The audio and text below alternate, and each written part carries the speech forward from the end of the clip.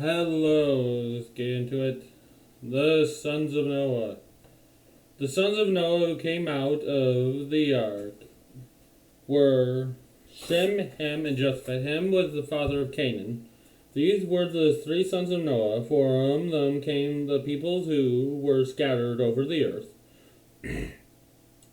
Noah, a man of the soil.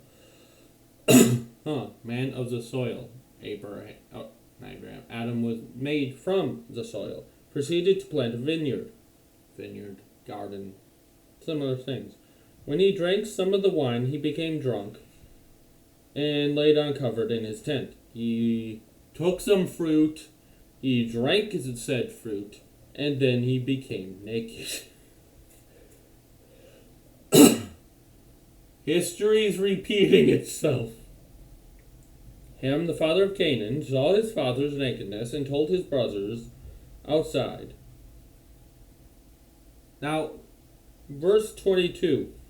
There's a lot of different interpretations of what happened here.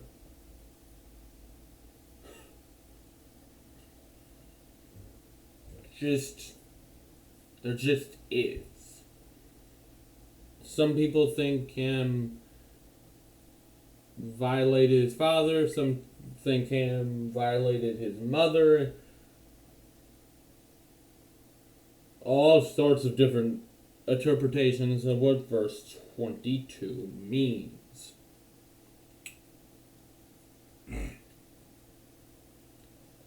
But in any case, Ham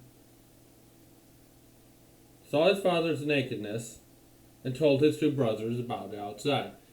Did he help his father out? Did he cover his father up? No. He just... Whatever your interpretation is, please provide an argument down below with examples and reasonings why you think that. But does this imply racism? No, because, well, all people descend from Noah. We would all be descendants of Noah. Racism usually says that people of other races come from another lesser person or another species. Or this is saying everyone is the exact same. This is also why Ham is now, and the term Hamite is now associated more with racist. Because, of course, people take this to be racist and used it for racist reasonings. But Shem and Japheth took a garment and laid it across their shoulders. Then they walked in backwards and covered their father's nakedness. Their faces were turned to the other way so that they would not see their father's nakedness, so they wouldn't be tempted or fall into whatever was done here. When Noah awoke from his wine and found out what his youngest son had done to him. His youngest? Interesting. So Ham is the youngest. He said, "Cursed be Canaan, the lowest of slaves, he will be to his brothers." Now notice, this isn't God saying this. This is just purely Noah saying this. Just Noah. God's not involved in this at all, it seems like. He also says, "Blessed be the Lord of Shem. May Cain be a slave to Shem. May God exalt the territory of Japheth," or sons may mean descendants of successors of nations. "And may Joseph live in the Japheth live in the tents of Shem, and may Canaan be his slave." Notice something. This is just a curse of Canaan. It is not a curse of all of the Hamite people.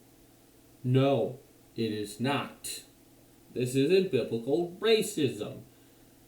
The Jews would have thought this would have been fulfilled during the conquest of Canaan.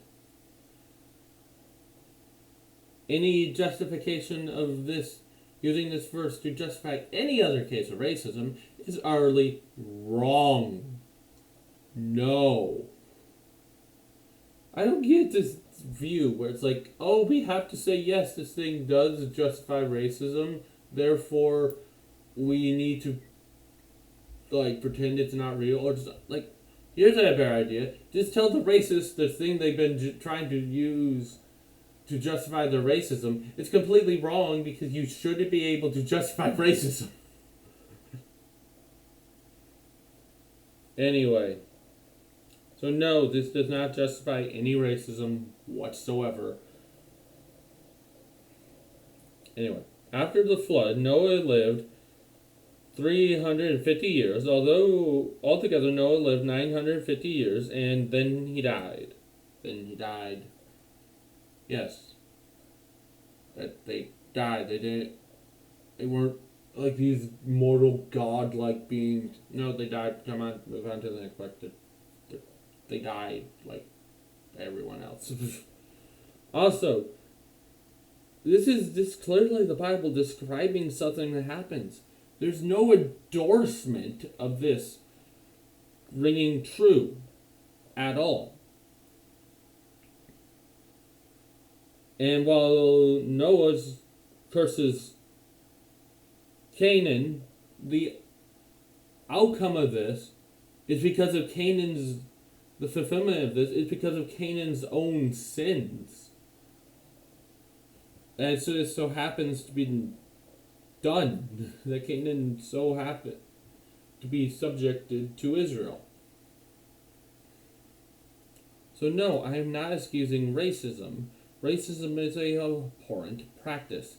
This is not it. Anyway, I guess it's a short one. Anyway, racism bad. Goodbye.